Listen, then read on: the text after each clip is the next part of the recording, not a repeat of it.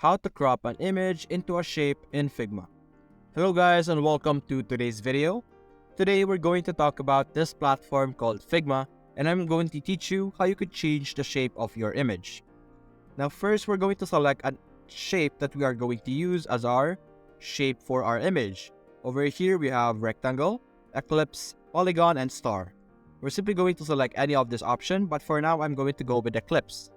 I'm going to create my circle over here just like that. Make sure that it is the same size as the part of the image that you would like to capture.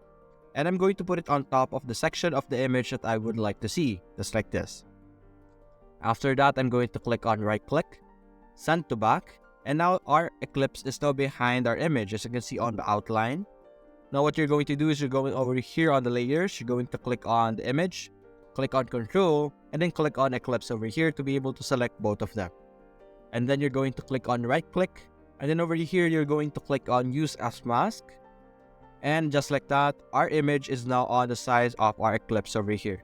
Then you can move them around. And that's it guys, hope you enjoyed the video. Thanks for watching.